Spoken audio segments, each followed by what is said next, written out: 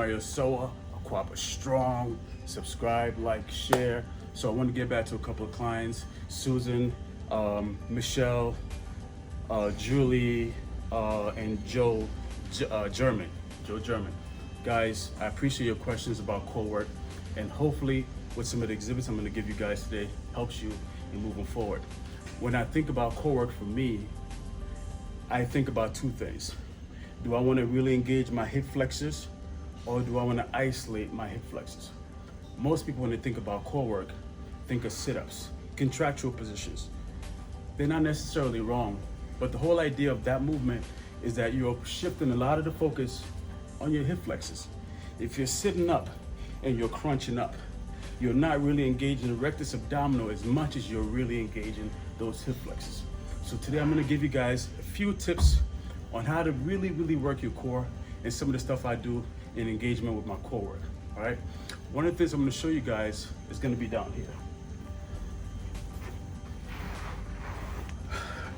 So again, when I think about core work, I try to minimize the interaction with my hip flexors as much as possible, so I can really get that transverse abdominal, all my synergists and my stabilizers.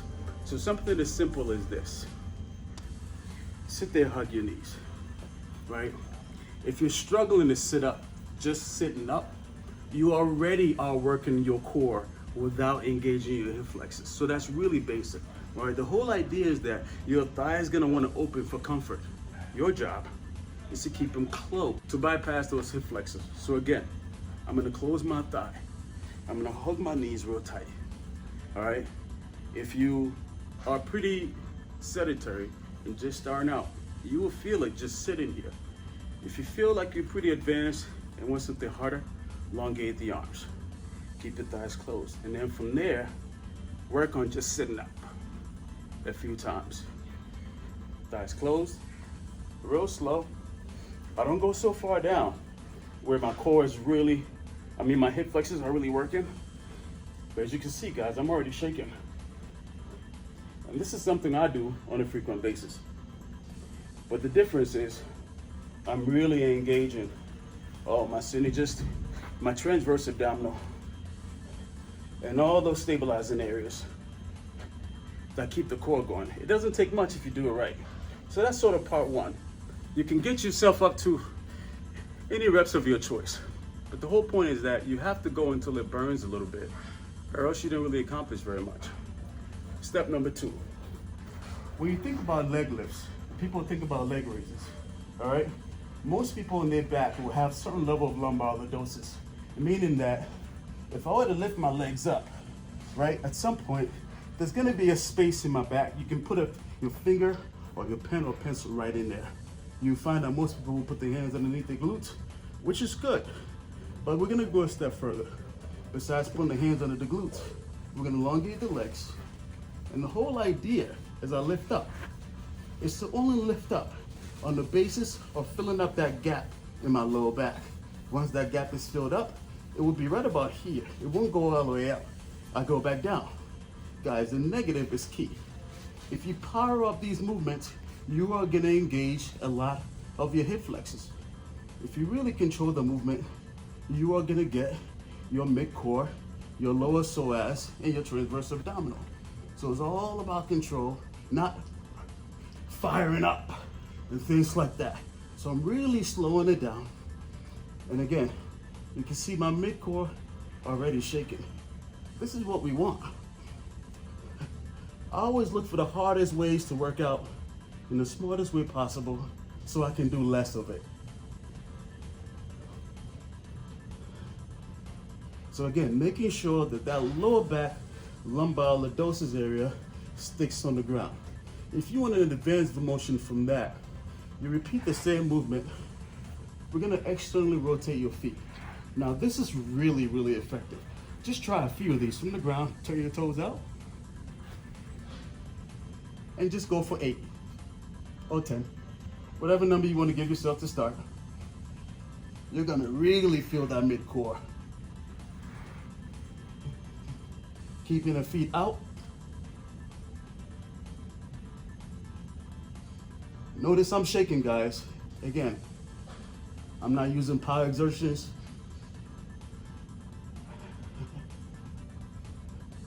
keeping tension on the core. So just to review, we want to bypass the hip flexors and really target the fatty areas of the core. You know, the places that stick out of your clothes, like to sit down before you do, things like that. All right, so that was number 2. Number 1, just to review, we did a little isometric pulse. We did some of the leg lifts on our back with the hands under the glutes. We did the feet out. So number 3, one of the good benefits of this particular one, not only we're going to engage the core and the back is complete spinal flexion, but this really also strengthens your chest, all your pressing and pushing mechanics that allows you to do push-up and benching and things like that, okay? So from a full body position, your chest will be over your palm. You gotta make sure we don't sag the back at all and look vulnerable. We gotta hold the back in, brace it, tuck in the multifidus, all right? Get away from glute extension or flexion, keep the glutes down, and the whole point here, guys, is to raise up that core. Notice the drop. My arms are straight.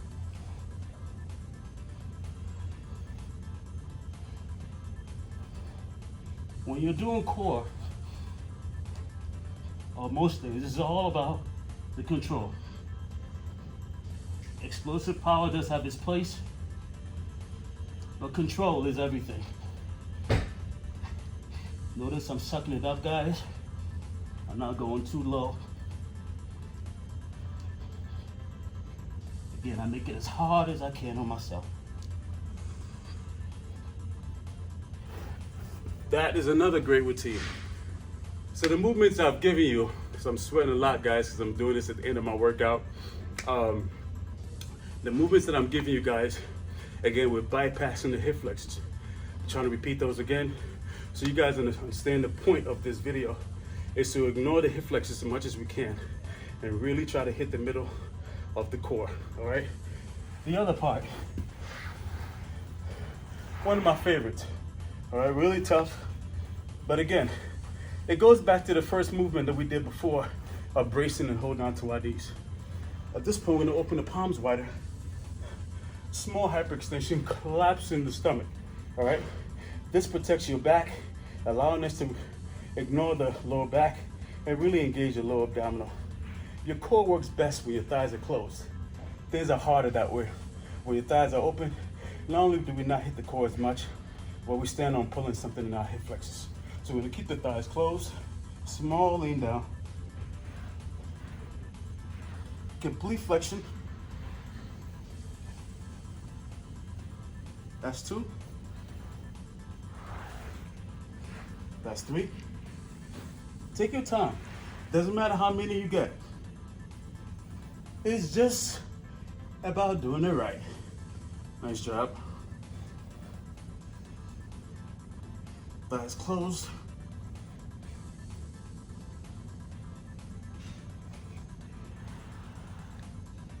Notice shaking is happening again. One more time. So that's another great one, guys, for you to add to your arsenal. Again, keep the reps attainable. Make sure you stay hydrated, especially during this time. Remember my video, I talked about high GI drinks.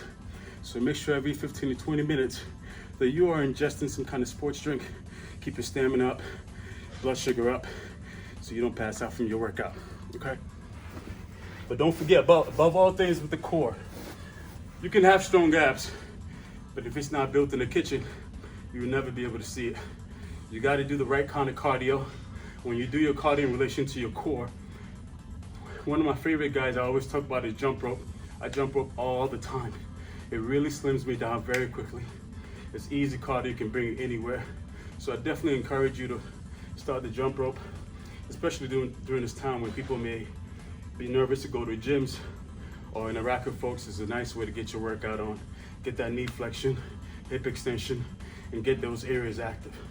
All right, so the next part is one of my other favorites. Now, this movement is always underestimated until you try it yourself.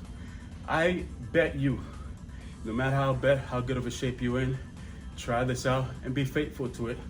Leave me a comment. Tell me what you think about my workouts. Ask me any questions you want. Share, subscribe. but definitely give this particular one a shot because it's quite deceiving. If you want to get those love handles and really get it quickly in a few weeks, do this on a regular basis. So I start off by raising my arms up. So you can notice I have slight upper cross syndrome. My shoulders are rounded forward. That means my lats are a little bit overactive. So I do my fascial release foam rolling to kind of regress that. If you notice, I'm struggling to keep my arms around my ear, okay? Just giving you a tip of how to work on that. So going back to the point of the core, the arms would be up, lock them, because they're gonna want to bend to accommodate you to make it easier. Keep the arms straight. We're gonna start leaning to the side. This is just a modified version. Here, do not let the arms drop. Keep it here and lengthen as you come up. Control.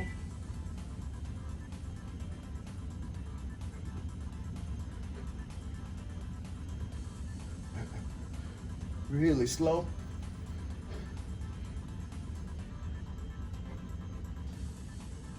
Knock the arms out. Whew.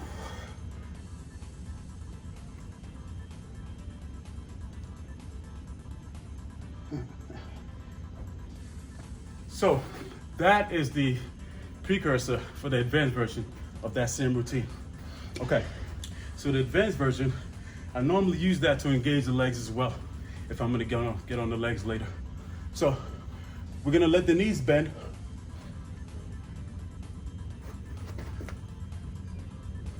To accommodate the movement. Again, don't let the bottom arm drop. Lift it up. And slowly. Real slow.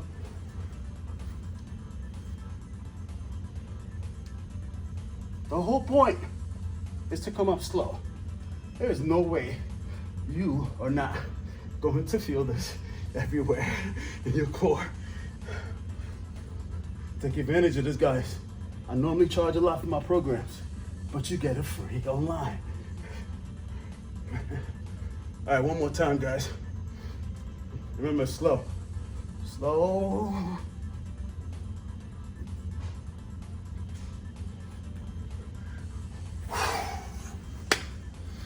Oh, man, I felt that. And you will too when you try these out. So remember, when you're thinking of core, you gotta ask yourself, what are you feeling the most? Are you using those hip flexors as a platform to enhance contractions? Are you minimizing the hip flexors to really target the weak points of the rectus abdominal, intrinsic abdominal, transverse abdominal, this area? This normally comes in a little easier to get. The minute you start eating a little bit better, you start noticing this. But that won't ever come to you until you've really been disciplined in the kitchen. More than 60% of the game before you see the downest area of your core. So remember, engage in the cardio more frequently. And I always say this, guys, if you're looking to lose weight or trim down faster, especially for your men, you got to hit those legs 3 times a week, 2 to 3 times a week. I love doing legs. It really depletes my glycogen storages and allows me to replenish what I want to. But it builds my testosterone level, keeps everything else strong. All right, so I'm not spending a ton of time really developing my upper body and ignoring the leg area. So guys, get on top of your leg game. Legs and core go together. But I hope I answered you guys' question. Joe German, that last one was for you. Definitely try it out. Guys, send me your questions. Hit my YouTube, ask me what you want, share, subscribe. Aquaba Strong, signing out, peace.